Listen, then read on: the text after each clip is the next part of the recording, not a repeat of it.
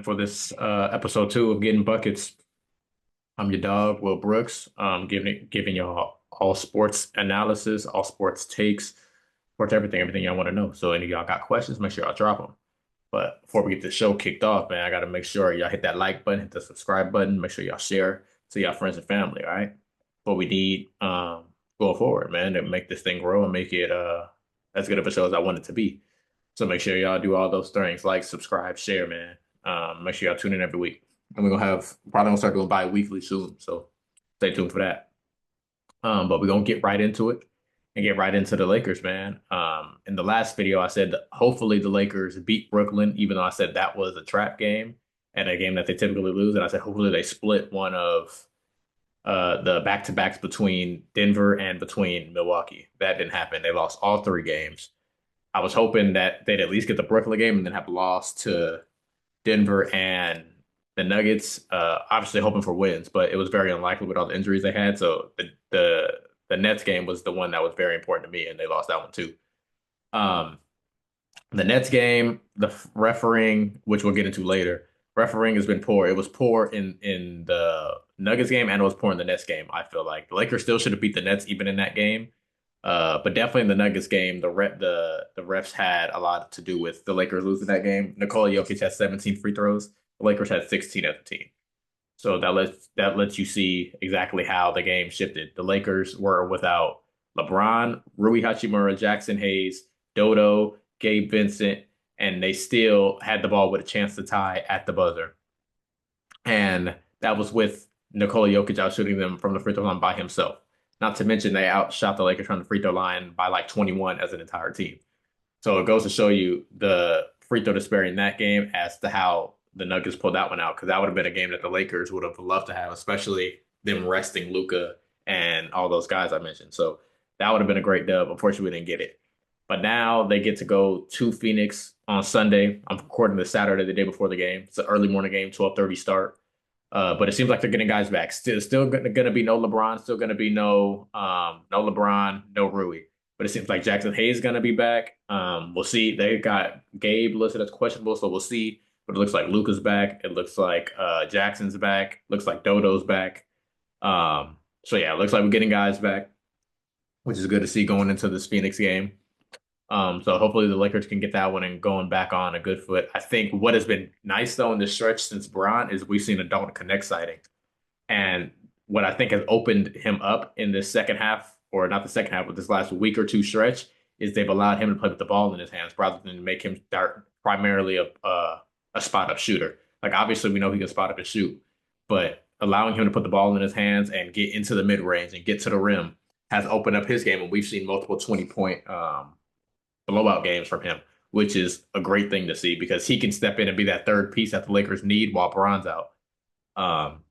They still got to fix the defense, which is what I said in that video. Is I thought that the defense was going to be the problem without Bron because the small ball unit's suffering. And what's also happening is that Lynn and Koloko, Jemison, it's just hard. They don't really offer much. Lynn hasn't offered much really at all. Jemison, he's good. He provides toughness, but he's not really doing much on the basketball court necessarily in terms of rebounding or putbacks or whatever that nature. We know his offensive game isn't great, so he's not getting enough. And then Koloko, he's just not ready to be as an NBA rotational piece yet. He's not ready. So that's lacking. And then when you don't have Bron, it's hard to go to that small ball unit because he's the linchpin of it because of everything he can do, guarding 1 through 5, rebounding, boxing out, and the center's not being able to abuse him because he's stronger than most of them. So that's what we're missing right now on defense. So these next couple games, I think the Lakers are going to have to outscore people until Bron get back. We'll see what the Jackson Hayes factor, that could be big. But I think Dalton Connect is going to be the biggest piece of this because he's that third guy now. Because you got Luka, you got Austin Reeves, but you need that third guy to come to the party. And I think that can be Dalton Connect, especially the way he's been playing. And if they allow him to keep the ball in his hands and they're running plays and sets for him where he can come off pin downs and not just catch a shoot, but get into his bag and get to that midi and get to the rim and get free throws. It is going to open up his game a whole lot because now teams got to play him differently and they can't just play him for the shot. So he should be able to get quick. He can catch and drive, catch, go. He can still catch and shoot, but it opens up all the dimensions that the Lakers need, especially with Bron out. So that's what has been a good thing in the midst of this 4 game losing streak that the Lakers had. The Lakers started before this losing streak. They were second. They're down to five. It's going to be a wild, wild thing down to the end of this season where the Lakers are going to fall and where the entire West is going to fall because everything is so close. It's close from 2 to 5, and then it's close from 6 to 9. So we're going to see where this goes. Minnesota's been trying to get back into it. They're 1 game behind Golden State to get into that 6 spot. So there's going to be a lot of traffic going on. But yeah, for the Lakers, I think it's just about getting healthy. They want to get into the playoffs healthy, and rightfully so. They still got a lot of back-to-backs coming up, so it's going to be a grueling stretch. Luckily, they get to go back home. This starts a home stretch. Not sure exactly how long it is. I know that we got the Suns, and then we have we have the Suns. I know we have another back-to-back at home. It's against the same 2 teams, the Bucks and the Nuggets. I'll check for you guys right now to be exactly specific. But we got the Suns and the Spurs, Suns, Spurs, and then we go Nuggets at home, Bucks at home, Bulls at home. So they got a nice 5 game home stretch. It's gonna be double back to back. So they're gonna play Sunday. They're gonna play Monday against the Spurs. They're gonna play, and then they get Tuesday off. Then they play Wednesday, Thursday again, and another back to back against Denver, and another one against the Bucks. So it's another tough stretch, but they got to get through it. And hopefully, it seems like the injury bug is finally coming off. Probably gonna be without Braun another week. It's probably gonna be the entire 2 weeks he's gonna be out, which is fine. Let him rest up. But it seems like everybody's getting back, and it seems like Rui should be back. He's not gonna be back for the Suns game, but maybe he's back for the Spurs game. And if not, it's looking like he's definitely gonna be back for the back to backs.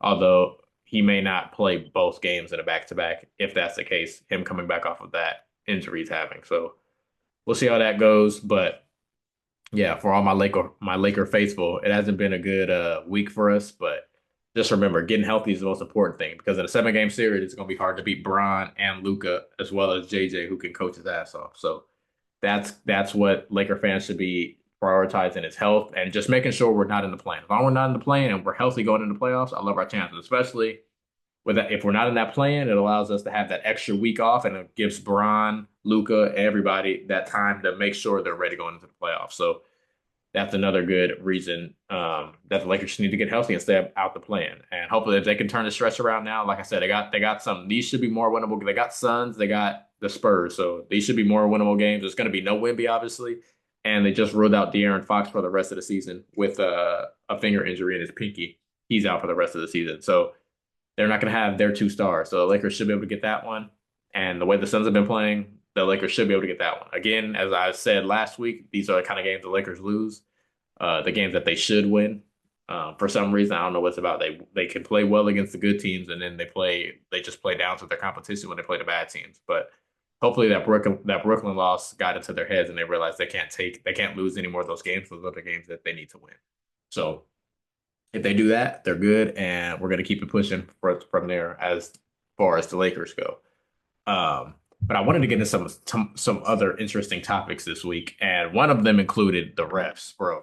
As I mentioned already, the refs have been atrocious. To me, they've been atrocious all year, and they've really been bad the past couple games. As I mentioned, that Brooklyn game, there's no way in my mind you can convince me that that game was called fair. You can't convince me that the Denver game was called fair.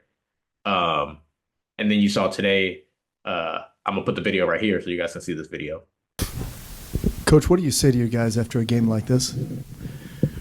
I'm extremely proud of the way they continue to compete.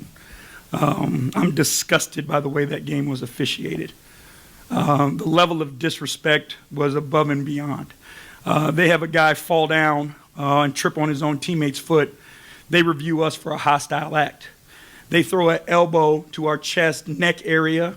I ask for him, at least take a look at it, right? Just show us the respect to take a look at it, okay? No one would take a look at it, okay? The disrespect has gone far enough, and I'm not going to allow our guys to be treated the way that they were treated tonight, okay? I tried to have a conversation with official. The official was arguing with Mark. I say his name one time, and he screams at me and tells me that's enough, right? We understand that we play a style of ball that's physical, it's on the edge, right? I coach my ass off with a passionate way. I'm into the games. Our players are into the games. We understand that, right? But we deserve a level of respect because we're competing our tails off and bringing something positive to this league, right? We're growing young players. Our young players are competing their tail off. The least that they could do is get the same respect that everybody else in this league gets and get refereed the same way that everybody else in this league gets reffed. And enough is enough of it. And what you saw tonight was disgusting. It was a disgusting display of disrespect towards our guys and what we're trying to do. As you've seen with that, JB Biggerstaff also has a problem with the refs. My thing is these refs need to be held accountable. They say that there's some like grading thing to where they're graded and then whoever has the highest grades get the ref NBA finals. I don't believe obviously that's not working if that does happen, and it's not a step in a punishment for them just to simply not be able to ref NBA finals games. There needs to be an open criteria where these refs can be judged, just like everybody gets to hop on and judge these players, and they can get fined and all this stuff. There needs to be something like that for the refs, where there's a grading system and they're judged according to the mistakes they make. Because a lot of times they'll make mistakes and know them that they made a mistake, and then they'll tee up a guy who's mad because the ref made a mistake. Like you can't make a mistake and then come back and look at the player and want to tee him up because he's mad, you missed a mistake, and it may have just cost him the game. That's not okay. So that's my problem with what the refs are doing. I think there needs to be a checks and balances because right now, I know from a lot of my friends and the people I talk to that watch hoops, and this is not just hoops. It's an entire sports, football. This is soccer. This is whatever.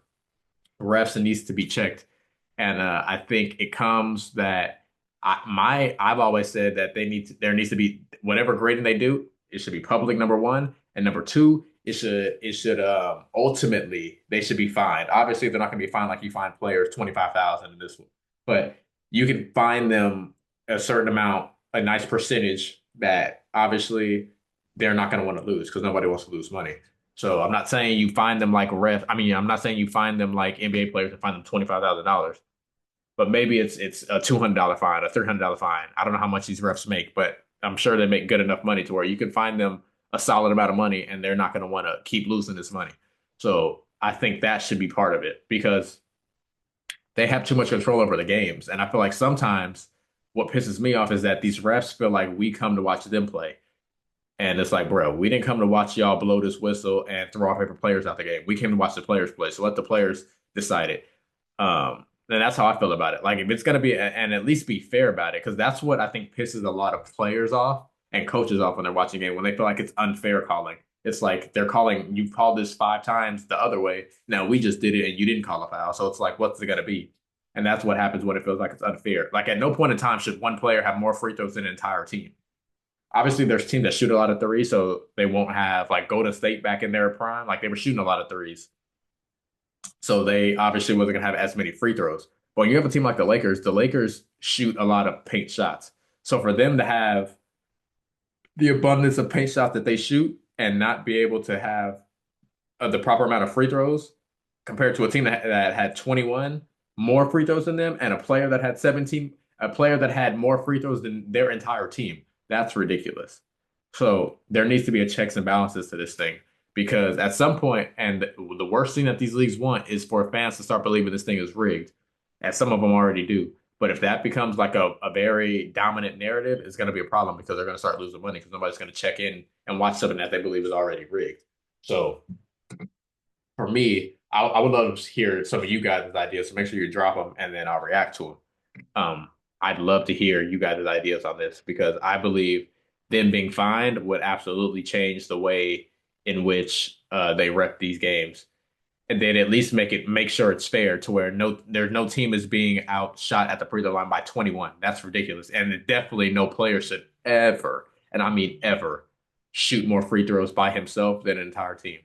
And what the league's got to do a better job of is stop allowing these refs or stop allowing players to foul bait. SGA, and some of these other players, Jalen Brunson, James Harden back in his absolute prime, like we got to stop allowing the foul baiting to happen.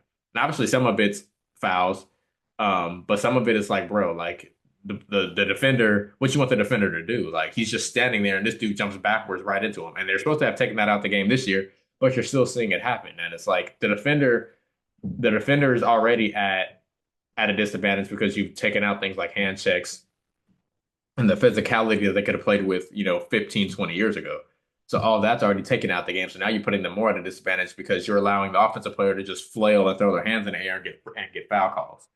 So that also needs to change is what's being called a foul. And this is something I think really needs to be talked about when they have their off-season meetings because us fan that I think and they talk about declining viewership. That's part of it. Nobody wants to see anybody just come out here and flail and get these fouls. They also need to allow the game to be a little more physical. I don't know any person that doesn't want the game to be a little bit more physical and see more trash talking and seeing more raw from the guys. Like, bro, that's why everybody love Ant-Man because he gonna give you that. But then they go and tee him up for being who he is and who the fans want to see. And then the NBA goes and reposts it. And while he getting fined, they want to make money off of it. The NFL does the same thing, and I don't like it. Um, they will fine a player for wearing, whatever it is, mismatched socks or whatever. Same way they used to post the guys celebrating while they were getting fined. Obviously, that's changed a little bit, but all these guys used to celebrate and then they fine them and then they post it to get views for the games, but they fining players at the same time. None of it makes sense. Um, but back to the refs. Yeah, bro, let the players be the players, man. If they not like, throwing like nobody's saying they should be out there throwing punches, but they should be able to be a little rougher out there than having to play patty cake the way that the refs want to call it right now. They should definitely be able to talk trash without double text. Like, bro, they just talk it. Bro, ain't nothing else happening. You should let them talk and the game can keep on pushing. And that's what the fans love to see. Like, bro, when somebody get dunked on, bro, let them show emotion. Don't tee him up because somebody just had the dunk of the year, and then they out there and they they fist pump, and then it's like you give them a tee because they did the fist pump, and it's like, bro, come on, man. Look, ain't no fan worried about that. Y'all worried about the wrong things, bro. We actually want to see that stuff. We want to see that emotion, and the NBA is actually taking it away from us because the players are trying to program in their minds like, bro, we can't show this emotion because we're gonna get teed up and cost our team, or we're gonna get fined, and we ain't trying to lose money. So I think it comes hand in hand that the league needs to understand that us as fans don't want to see the refs have all this control in the game because, bro, we pay to see the players play. We don't pay to see the refs, and that's my problem. I think the refs believe we came to see them. Like, bro, we didn't come to see y'all, bro. If we wanted to be refs, we could all do that thing. Nobody came to see y'all. We wanted to see Ant-Man because everybody can't be Ant-Man. So that's who we came to see. Nope, not everybody can be Braun. So that's what we want to see. So that's how I felt about the refs. And yeah, but yeah, make sure y'all drop. I want to hear y'all responses to how y'all think the refs, how we can fix the refs mishaps because there's a lot of them going on right now, and it's a problem for me about how many mishaps is going on in the NBA right now in terms of refs and in other leagues, but particularly the NFL. What's also been trending is Kevin Durant and how Kevin Durant and they're saying Kevin Durant's going to be gone next year. And when the offseason comes, especially if they don't fix this run. And right now, it doesn't look like the Suns are fixing their problems anytime soon because obviously they're stuck with what they got. So for me, that leaves where should Kevin Durant want to go? I believe the best destination for Kevin Durant to be Kevin Durant and succeed, I had to go back to Oklahoma City. I saw Stephen A. said it on one of the NBA countdowns like a week ago. But I first guess this. If you guys make sure you follow Ball Up Top Pod too. But I talked about on Ball Up Top, and I was like, where should Katie go? And it's part of my reasons. If you listen to last week's episode, it's part of the reason why I said OKC was a contender jet. I don't believe they have a second bona fide guy. And I think for Kevin Durant, bro, let him go back home, be that second bona fide guy. To obviously that may change if Jalen Williams steps up and is that guy. But you can't pay everybody. So at some point, they're not gonna be able to pay all these guys, and somebody's gonna have to go. Like Chet, Jada, somebody's gonna have to go because they got all these guys being paid. So when that happens, it's like, why not maybe trade a guy and maybe a pick or two here and go get a guy that you can have. So um, I would absolutely go get Kevin Durant and bring him back for his swan song in Oklahoma City and let him end his career there. Because I think that if you put SGA with KD, uh, and we don't know who they have to give up, obviously, but just to say it's J Dub or Chet, either one, and it's like, bro, they got a squad of, especially with those guys around them, and they got picks galore, so the picks don't really matter, and all their team is young, so it's not like they got a bunch of old players. Like, bro, they're the youngest team in the league, and they the number one team in the West. So if I'm them, I would absolutely go get Kevin Durant. I think he's a perfect fit for them because he feels to me the only need that they have, and that's who can help Shea out when teams decide to take Shea away in a playoff game. That's my question for the Thunder. And when Kevin Durant's there, who you gonna choose? Because Kevin Durant could go for 30 in his sleep. Kevin Durant can go for 30. It don't even seem like he scored a point in the game, but he can have 30. That's how efficient he is, and he can get it so effortlessly and easily from the mid range, all three levels, but definitely from the mid range. And you like, I didn't even know he had 30. I didn't know he scored, but that's how he scores because he's so efficient. So then you got to really pick your poison. And both of those dudes can average 30 for an entire playoff run, let alone a series. So I would love that move for them. I think he fits them perfectly, and I think that puts them their championship window with well, they got a championship window with SGA anyway. That's a decade long, but you got a good because we haven't seen no signs of KD slow down. So at least you got KD's 37. You would assume he's got at least next year and the year after that being top tier Kevin Durant. So because we haven't seen no signs of slowing down. So if he's still that gives you another 2 3 year window where you got two bona fide superstars, two top 10 players, possibly the best player, and another one Kevin Durant, who could still be a top 10 player. So I love that move for them. I love to hear y'all destination spots for him too. I love that. Obviously, they said the Lakers are going to go for him. The Lakers have to trade the farm for him, and I just don't know if I'd want to trade Rui and Austin Reeves and all these guys, and then just leave it depleted. Especially knowing LeBron gonna be gone soon. If I was KD, bro, I'd try to get back home to where we was at before Oklahoma City and rewrite the ship because I got a good chance to win, and I can it kind of be that fairy tale story, like come back and win one, and you kind of win one without the Golden State, stack team. You win one, and you come back and do it in the place you was drafted and where the story all began.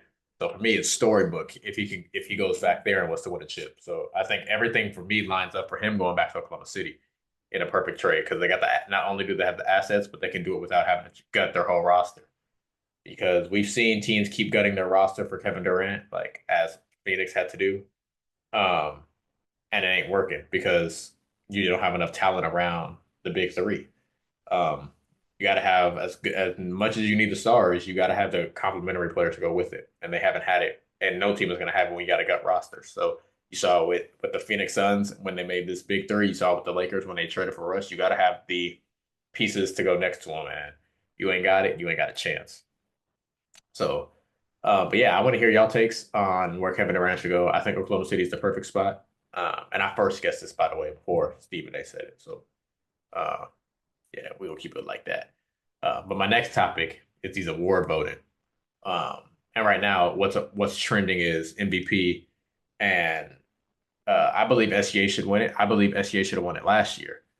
And the one question I have is what's different from this year and last year? Uh, Both years, SGA's been the best player on the best team, averaging 30 points per game. This year, I think he's had higher scoring total games, like where he's had 50s and high 40s and whatnot. But it's the same thing that happened last year. And they gave MVP to Jokic last year. Jokic got, and Jokic having a better year now. So my biggest question for that is just like simply what changed because you can't. There's no consistency. What's going on? Obviously, it doesn't always go to the best player because we know Bron will have 10 of them things, Jordan have 10 of them things, Kobe have 10 of them things. So, but that so it doesn't go there. It doesn't always go to the player on the best team. Um, we've seen that happen. So it changes every year depending on what happens. And so I don't know. I don't like last year. It was best stats. It was who had the best statistical season, and they gave it to Jokic. Is it going to be the same this year? But now all the MVP ladders have SGA leading, and I'm like, what happened this year? Y'all just tired of giving it to Jokic now because you gave him three because he has three of them now. So now you're just tired of giving him the MVP. So I don't know. Something needs to change, but that race ultimately I think is going to come down to the end of the year, and I believe SGA should get it because I believe he's playing basketball at a level higher than Jokic is. As good as Jokic is on defense, I don't think he's as good on defense as SGA. Jokic is fine; he can play in the passing lane, get a steals here and there, but bro, he gives up easy layups all the time. He's obviously not a paint protector. SGA can actually defend at a high level, and he's doing what he's doing on offense, and that's why Jokic isn't my best player in the world. I still believe it's Giannis Antetokounmpo. Um, Although SGA is probably playing the best from start to finish this year. Um, But I still believe Giannis is, if I was to do a draft, Giannis would be my first pick because I believe he gets it done on both ends of the court. And in a sport where you play both ends, you have to, where you're forced to play both ends, not like football where you only play one side. If it's baseball, basketball, you got to play both sides. You can't be the best player only doing one thing. You can't be the best player in baseball only being a good hitter. You got to play defense. Now, you can be the best hitter, but that'll make you the best player because you got to be able to play defense. Jokic, if you want to call him the best offensive player, sure. I'd argue that, but even still, if that's the argument you want to make, sure, best player, he doesn't play enough defense for me to say he can be the best player in the world. When you think about all the best players in the world over the course of the NBA history, they've all played defense. LeBron played defense. Kobe played defense. Mike played defense. Uh, Shaq played defense. Kareem played defense. So Bill Russell played defense. So all these guys that I just named, who were considered the best players in the league at some point, all play defense. So if you don't play defense, to me, you can't be the best player in the world. You can be the best offensive player, but you can't be the best defensive player. But yeah, the MVP race is interesting because I don't know what's changed from this year to last year. I think SGA should have won last year, and I think he should win this year.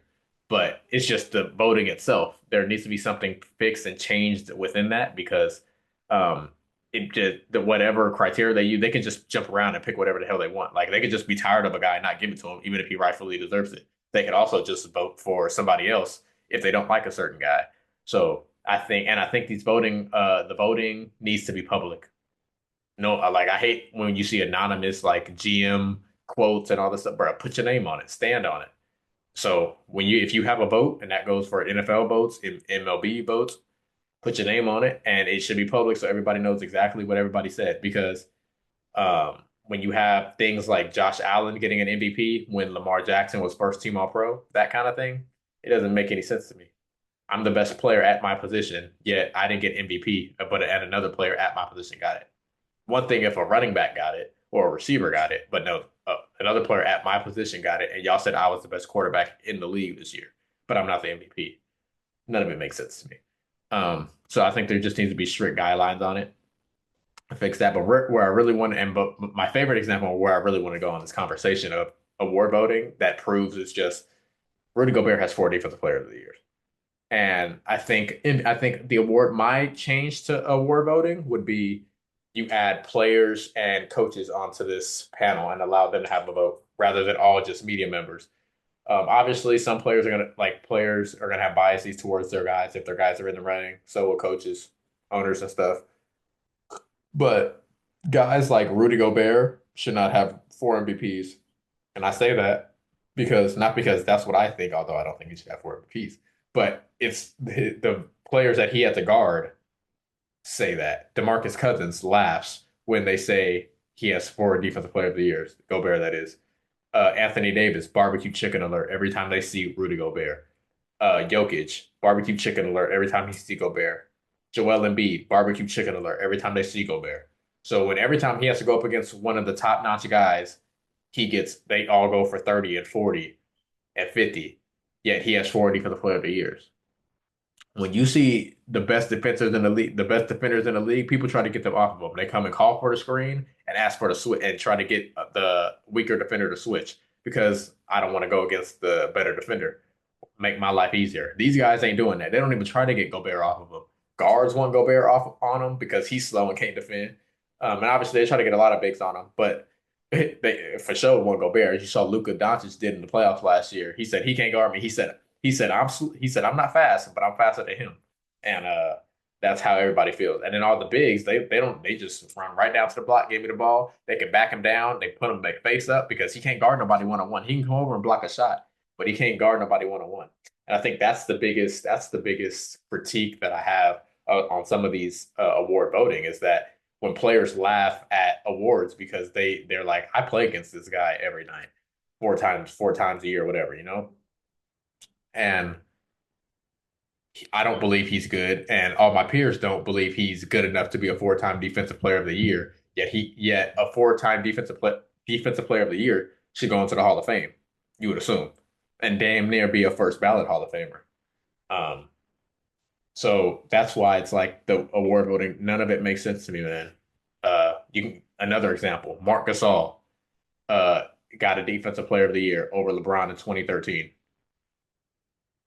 Marc Gasol made? Second team all defense. He made second team all defense. Bro wasn't good enough to be one of the five best defenders on the planet in terms of who they gave the all NBA all defensive team to. LeBron was on the first team, and he also was second in defensive player of the year voting. But Marc Gasol got the MVP and wasn't considered to be one of the five better defenders on the planet. There's five people that got a better award than him, yet he got the MVP. I mean, or yet he got the defensive player of the year on second team. Come on, man. Make these people put their names on this list, and when they drop their names and they vote, everything should be public. You got to stand on what you stand on. I'd make that public, and I let the players vote, I let coaches vote because it's getting very ridiculous out here. What's happening? With this voting. It don't make no sense to me. And it's like every year you don't know where the voting's going to go because none of it makes sense. You're like, oh yeah, this guy made first team all defense, so it's going to be one of the first team all defensive guys. Nope, Marcus All wins it. Or it's Lamar Jackson won first team all pro. Oh, he's going to be the MVP. Nope, Josh Allen, who was on second team, won it. None of it makes sense to me. So I think there needs to be a change to it, and I'd love to hear you guys' changes to it. Because there's got to be something done to make it more a consistent voting and judging basis. Because right now, none of it's consistent. Who knows what's going to happen year to year.